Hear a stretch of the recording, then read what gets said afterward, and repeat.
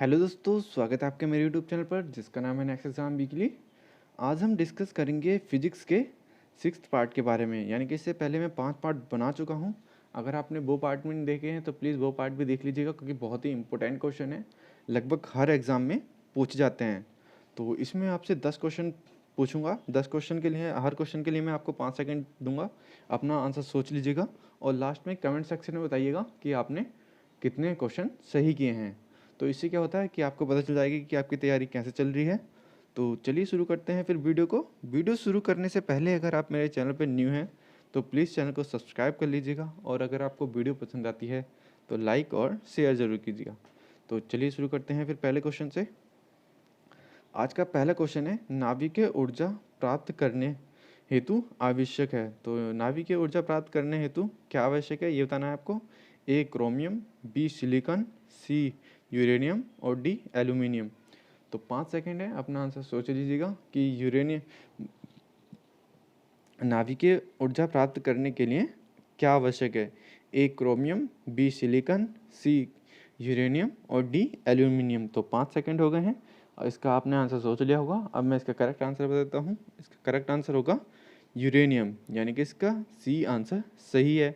नाभिकीय ऊर्जा प्राप्त करने के लिए यूरेनियम आवश्यक है। Next question.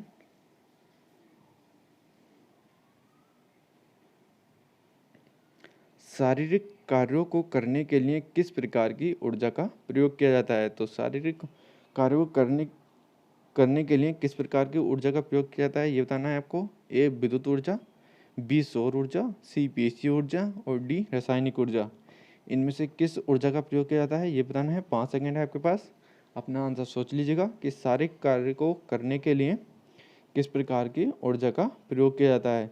ए विद्युत ऊर्जा, बी सौर ऊर्जा, सी पेशीय ऊर्जा और डी रासायनिक ऊर्जा। तो इसका सही आंसर क्या होगा सोच लीजिएगा। अब मैं इसका करेक्ट आंसर बताता हूँ। इसका करेक्ट आंसर होगा पेशीय ऊर्जा, यानी कि इसका सी आंसर सही है। शारीरिक कार्यों को करने के लिए पेशीय ऊर्जा का उपयोग किया जाता है। तो यानी कि इसका सी आंसर सही है। Next question. ऊर्जा के सभी रूप में अंततः स्रोत किसे माना जाता है। तो ऊर्जा के सभी रूप में अंततः स्रोत किसे माना जाता है ये बताना है आपको। ए कोयला, बी परमाणु, सी जल या डी सूर्य। तो 5 सेकंड है, अपना आंसर सोच लीजिएगा कि आपके हिसाब से सही आंसर क्या होगा। ऊर्जा के सभी रूप में अंततः स्रोत किसे माना जाता है। ए कोयला, बी परमाणु, सी जल और डी सूर्य।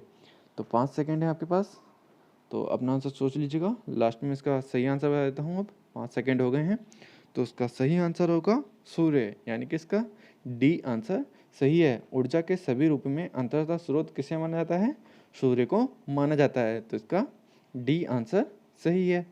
Next question. निम्न में से कौन नवीनीकरण ऊर्जा है। इनमें से कौन नवीनीकरण ऊर्जा है ये बताना है आपको। नवीकरणीय ऊर्जा है ए कोयला, बी सौर ऊर्जा, सी प्राकृतिक गैस और डी पेट्रोल। तो आपके पास 5 सेकेंड है, इसका आंसर सोच लीजिएगा कि निम्न में से कौन नवीकरणीय ऊर्जा है। ए कोयला, बी सौर ऊर्जा, सी प्राकृतिक गैस और डी पेट्रोल। 5 सेकेंड हो गए हैं, आपने इसका आंसर सोच लिया होगा। अब मैं इसका करेक्ट आंसर बताता हूँ। इसका करेक्ट आंसर होगा सौर ऊर्जा, यानी कि इसका बी आंसर सही है। सौर ऊर्जा नवीकरणीय ऊर्जा है, तो यानी कि इसका बी आंसर सही है। Next question. पृथ्वी पर ऊर्जा का सबसे विशाल स्रोत है।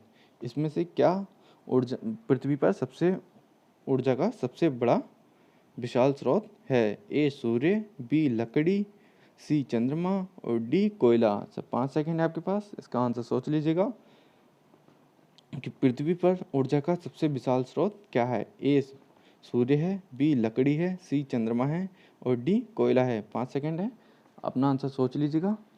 5 सेकंड हो गए हैं, इसका सही आंसर बता देता हूँ। इसका सही आंसर होगा सूर्य, यानी कि इसका ए आंसर सही है। पृथ्वी पर ऊर्जा का सबसे विशाल स्रोत सूर्य है, तो यानी कि इसका ए आंसर सही है। Next question. डेनमार्क को कहा जाता है। तो डेनमार्क को क्या कहा जाता है ये बताना है आपको। ए उद्योगों का देश, बी जल विद्युत का देश, सी पवनों का देश और डी खनिज ऊर्जा पदार्थों का देश। तो डेनमार्क को कहा जाता है, 5 सेकंड है आपके पास, अपना आंसर सोच लीजिएगा। ए उद्योगों का देश कहा जाता है, बी जल विद्युत का क्षेत्र का देश कहा जाता है, सी पवनों का देश कहा जाता है और डी खनिज पदार्थों का देश कहा जाता है। तो 5 सेकंड हो गए हैं, आपने अपना आंसर सोच लिया होगा। अब मैं इसका करेक्ट आंसर बताता हूँ। इसका करेक्ट आंसर होगा पवनों का देश, यानी कि इसका सी आंसर सही है। डेनमार्क को पवनों का देश कहा जाता है, यानी कि इसका सी आंसर सही है। नेक्स्ट क्वेश्चन, सौर सेल बनाने के लिए किस धातु का उपयोग किया जाता है? तो सौर सेल बनाने के लिए किस धातु का उपयोग किया जाता है ये बताना है आपको। 5 सेकंड है आपके पास। ए स्टील का, बी सिलिकॉन का, सी अभ्रक का और डी शीशे का। तो सौर सेल बनाने के लिए किस धातु का उपयोग किया जाता है? 5 सेकंड है।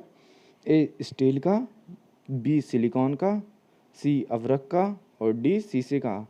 तो 5 सेकंड हो गए हैं, आपने इसका आंसर सोच लिया होगा। इसका करेक्ट आंसर बताता हूँ। इसका करेक्ट आंसर होगा सिलिकॉन का, यानी कि इसका बी आंसर सही है। सौर सेल बनाने के लिए सिलिकॉन धातु का उपयोग किया जाता है, यानी कि इसका बी आंसर सही है। नेक्स्ट क्वेश्चन, सौर सेल और सौर ऊर्जा किस ऊर्जा में रूपांतरित करते हैं? तो इसका आंसर बताना है आपको। 5 सेकंड है आपके पास। सौर सेल और सौर ऊर्जा को किस ऊर्जा में रूपांतरित करते हैं? ए विद्युत ऊर्जा में, बी गतिज ऊर्जा में, सी यांत्रिक ऊर्जा में और डी ताप ऊर्जा में। सौर सेल सौर ऊर्जा को किस ऊर्जा में रूपांतरित करते हैं? 5 सेकंड है आपके पास। ए विद्युत ऊर्जा में, बी गतिज ऊर्जा में, सी यांत्रिक ऊर्जा में और डी ताप ऊर्जा में। तो आपने अपना आंसर सोच लिया होगा। अब मैं इसका सही आंसर बता देता हूँ। इसका सही आंसर होगा विद्युत ऊर्जा में, यानी कि इसका ए आंसर सही है। सौर सेल सौर ऊर्जा को विद्युत ऊर्जा में रूपांतरित करते हैं, तो यानी कि इसका ए आंसर सही है। नेक्स्ट क्वेश्चन, निम्न में से किसका उपयोग खाना बनाने वाले ईंधन के रूप में किया जाता है? तो इनमें से किसका उपयोग खाना बनाने वाले ईंधन के रूप में किया जाता है? सॉरी, नहीं किया जाता है। ए एलपीजी, बी बायोगैस, सी सीएनजी और डी कोयला। निम्न में से किसका उपयोग खाना बनाने वाले ईंधन के रूप में नहीं किया जाता है? ए एलपीजी गैस का उपयोग नहीं किया जाता है, बी बायोगैस का, सी सीएनजी का और डी कोयले का। 5 सेकंड है, आपने इसका आंसर सोच लिया होगा कि आपके हिसाब से क्या आंसर होगा। अब मैं इसका करेक्ट आंसर बताता हूँ। इसका करेक्ट आंसर होगा सीएनजी, यानी कि इसका सी आंसर सही है। सीएनजी का उपयोग खाना बनाने वाले ईंधन के रूप में उपयोग नहीं किया जाता है, तो इसका सी आंसर सही है। नेक्स्ट क्वेश्चन, प्रकाश संश्लेषी अंगक इनमें से कौन है? तो इनमें से प्रकाश संश्लेषी अंगक कौन है यह बताना है आपको। 5 सेकंड है आपके पास। ए स्टोमेटा, बी जड़, सी हरित लवक और डी पत्ती। तो 5 सेकंड है आपके पास, अपना आंसर सोच लीजिएगा। प्रकाश संश्लेषी अंगक इनमें से है, तो इसमें से प्रकाश संश्लेषी अंगक क्या है?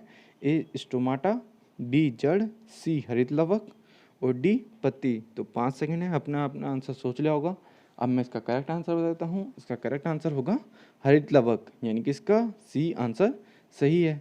प्रकाश संश्लेषी अंगक इनमें से कौन है?